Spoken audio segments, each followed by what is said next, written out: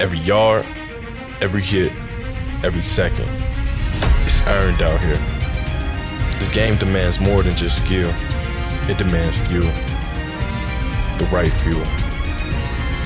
Because out here, it's not just about how hard you work. It's about how long you keep going. When the game gets real, drink bottle still. Welcome into the OUA 2025 season preview for my alma mater, the Toronto Varsity Blues. Welcomed into the show, Coach DA. We've caught him like hours, I'm guessing, before we are going off to this McGill scrimmage. But Coach, thanks for taking some time out of the busy schedule to join us. My pleasure. Always want to reach out to alumni and find different ways to stay connected and have a chance to promote the program. Definitely got a lot going on right now. Excited about the trip up to Montreal to renew this rivalry. One of the old four schools, and I played these teams over 100 and something times. Right, it's just a matter of reestablishing that connection and building that bond and getting ways for our guys to get better. Now, as you guys take a young roster to McGill, who's got some pretty veteran pieces and key spots, how do you guys use this as a stepping point going into an 8-game schedule with the OUA? Yeah, for sure. So, to your point, we definitely have a young roster of our 100 guys. 40 guys are brand new, fresh faces coming into the program. So that amalgamation has been a bit challenging. But, kudos to my upperclassmen, the 60 returning guys are doing a great job of being leaders and setting the tone and letting these young guys know what the standards are, setting the expectations and raising the bar, not stepping backwards to slow down for these guys, but making those guys up their own game. So, going to McGill, hostile territory, a very veteran team, obviously going to be bigger, stronger, faster than us because of the SageUp setup. But, for us, it's about two things. Number one, getting some live game experience, getting those guys out there in an environment that's going to be, a little bit different than it is in Ontario. And number two, development, right? Their growth and development, be able to process some of the information, see if they can, put it on the line when the bullets are flying, right? What things have they learned? What techniques can they activate? What things can they do together and really get them ready for week one at Carleton? Because it's a nice road trip to Montreal and have a chance to turn around and do it again in Ottawa the next week. So it's a chance for the staff to get together and really work on our operation, chance for the guys to understand what it means to get on the bus and play in somebody's backyard. So I'm very, very excited about the game. Now, as you guys look back on last year, those 60 returning players, you guys had a lot of key weapons on offense returning. What has been the benefit to getting a guy like Caleb O'Donoghue and Scott Barnett back as like the quarterback room's kind of developing and kind of being the forefront of this program? It's critical. Those two positions you got to have those guys that are leading the team, right? The quarterback position, it's a special position. Our quarterback coach, Jamie Cook, talks about it all the time. Quarterback play has to be pristine, and having those guys around all last winter, had a great summer. We had a bunch of guys out during the summer that stayed in the city, got a lot of work and did a lot of throwing. So their chemistry and continuity has really been exciting to watch. I'm looking forward to what we do against an opponent in a different color jersey. But, to your point, those guys, having another year in the system, a chance to understand how we coach, what we're trying to do, how we're going to attack. And now it's a matter of, we're refining things and finding different ways to put our guys in a position to be successful, manipulating formations, doing some motions, finding mismatches. But that trust and that camaraderie that starts with the quarterbacks, it just goes throughout the entire offense, which ultimately goes to the team. And as we talk about the leaders of your team here, the nature of university football is that there's always going to be these young guys kind of joining the team. So, what has been your message to the leaders, if anything, or are you kind of just sitting back and letting the leaders be themselves with the young guys here? No, I told myself, one thing that I learned last year, last year was year zero. What I deemed it was all about discovery. I think we talked about that in the past, figuring out how to be the head coach, let alone how to be the head coach at U of T, understanding my roster, the dynamics there, and figuring out who the leaders are. And, to their credit, they've done a great job of stepping up and establishing themselves in that pecking order. But I really have a lot of conversations with them about what it looks and feels like to be a leader when you have so many young guys on the roster. And it's a matter of coaching them up. That's one thing we talk about to all of our guys is coach each other up. You're pushing yourself, you're challenging each other, but it's nothing negative. Everything is positive. It's about being patient. It's about playing the long game and being consistent with the messaging, right? Whatever you're saying, being able to handle constructive criticism, but also knowing that we do everything out of love. right? Part of our culture is love. We talk about, being brothers. And if you're a leader, you're not going to do or say anything that's going to be detrimental to your brother, right? So those guys did a great job of really welcoming them into our family, but also letting them know what the standards are and not caving based on the day of the week. It's been consistent every single day. Now, looking on the front line of your offense, you've got a guy like Sebastian Holden who's been there a couple years now. How does he kind of take that next step and kind of play at that elite level that we've seen other guys at U of T and other guys in the OUA play at over the last couple of years? Yeah, for sure. Seb understands the role that he plays now, being one of the older guys on the team, and now playing center as well. He's the captain of the offensive line. He's the guy that's directing the ship and calling out all the adjustments and who's blocking who and getting everybody lined up and keeping their calm. That's one thing about Seb. He's never too high. He's never too low. He's very even keel, and he understands that he plays a key role in our offense. And he's a guy that people rally around. He makes guys better, and he's really embraced that leadership role because in the past, he was just kind of one of the pieces of the puzzle, but now he is a key cog and he's really embraced that opportunity. And I love working with him. He spends a lot of time in the film room, a lot of time, working with the young guys, staying behind practice and making sure they understand, right and left and steps and hands and angles and all that stuff. So it's been great to see his development in the past 18 months. Now, you are from the Chris Bertoia family of coaching, so I'd be remiss if I didn't ask you about the run game. I know you're the defensive side of the ball, but how is the run game looking for you guys this upcoming season? Well, we know, to be a good football team, you have to dominate the line of scrimmage, right? And that's something that we put a concentrated effort on is establishing the run because it's going to open up the pass game. We're going to do some different things. We might not have the talent to be able to line up and just manhandle people and move people, but we can use space to our advantage. We can use different formations and motions and find different ways to effectively run the ball and keep teams off balance. So me being a defensive-minded coach actually helps the offense because we sit in the meeting room and have a lot of different conversations about, okay, well, what would you do if we line up like this? What would you do if we blocked it like that? How would you answer? And we just pass the marker back and forth. So the offensive guys always have that defensive perspective. So now when we're attacking offensively, they're thinking about it from a defensive standpoint. So I'm getting those guys to think outside the box. Don't be so traditional. Understand our limitations with our roster, but how can we put those guys in position to be successful and make things simple for our offensive guys to understand and play fast, free, and physical brand of football? All right, Wade asked about the offense, but you got two defensive guys sitting in front of you. So I got to ask, what have you been loving out of your defensive guys so far through camp here? Well, losing Bob Mullen to retirement, was a hit for me personally. He's a guy that really helped me settle into this role because of his knowledge and wisdom and expertise. And he's been doing this for such a long time. And, U of T is different, right? It's a different school. So it took a while for me to find my footing here. And he really helped me assimilate, pretty effortlessly to be more comfortable in year two. So, losing him hurt, but from a defensive standpoint, having been able to promote Joaquin Bradley to defensive coordinator was a seamless transition because the guys know him, they love him, and he brings a different level of energy. Like the guys have really rallied around what he's doing. His energy is something that resonates throughout the whole building, even with the coaching staff. So, some of the things he's doing defensively, a little outside the box, is things that are going to help us, be able to stop the run, minimize the points on the board because we're trying to, close the gap. Yeah, we were 1-7 last year. We acknowledge that, but it's not about the loss; it's about how we lost. The average margin of defeat was 35 points, so we got to close that gap on both sides of the ball. It's about scoring more points and not allowing so many points. So, the defensive guys have really stepped up and responded to, the change in leadership there, the energy, the excitement, the attention to detail, and the X factor that Joaquin brings in as a coach. Now, if I'm mistaken, please correct me, but Joaquin spent a lot of time in the U.S. coaching. How has that kind of impacted the way he views Canadian football? Because I always find it interesting to look at like the 4-2-6, where you get the two safety look that people are now kind of bringing in versus like the traditional 4-3, the Sam out of the box. How have you found his like U.S. influence kind of impacting your defense?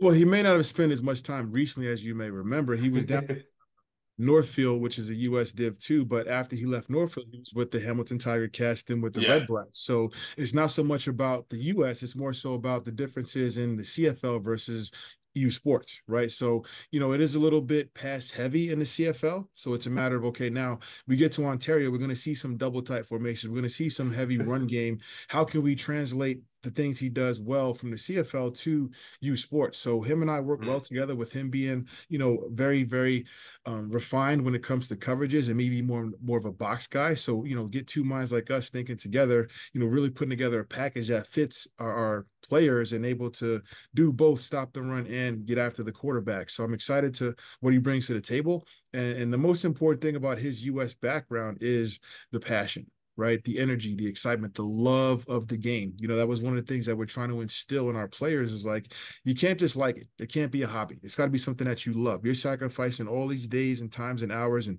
putting your body on the line mentally, physically, spiritually, emotionally. You got to love it. You got to want it. And you got to believe you can be successful. And Coach Joaquin talks about that all the time. So that is the biggest thing that coming from the U.S. that he brings to the table.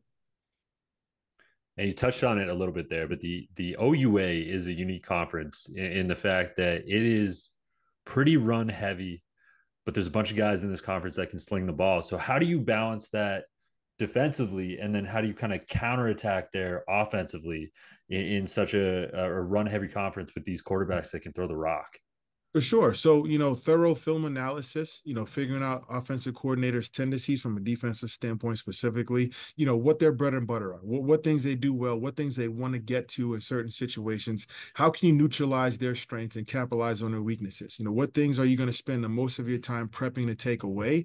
And then what things are you going to try to just minimize? Because you can't stop everything, right? So, you got to stop the run and try to make teams one-dimensional. So it's finding different ways to make sure that we're minimizing yards after contact, we're secure with our tackling. So we spend a lot of time working on fundamentals and angles and, gang tackling, minimizing solo tackles, having lots of assisted tackles. So, stopping and run and making teams one-dimensional is something that we pride ourselves on. And then to combat that, being aggressive offensively, figuring out how we can manipulate defenses with motions and formations and tempo, and finding ways to take away their strengths defensively. If they have a dominant defensive line, well, what things can we do to slow down the D-line? If they have some, guys that are really good in coverage, how can we isolate and create matchups or numbers advantages in the pass game? So it's all about finding out what our own individual strengths are and finding ways to capitalize on that, and while taking away opponents' strengths at the same time. So very confident in my staff, love the chemistry and camaraderie we have going into our second year together.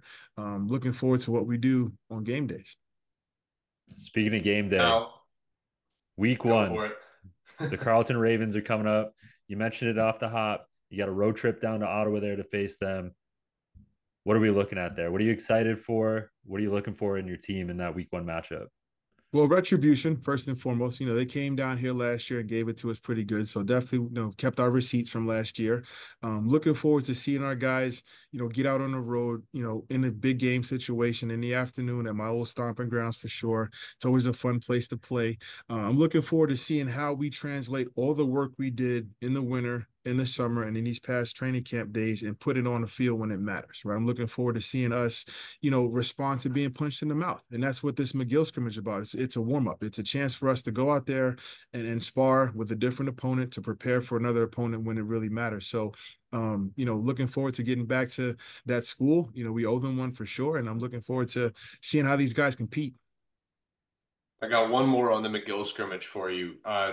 Laton Dress is one of the fastest, I think, dynamic quarterbacks that is playing right now in U Sports.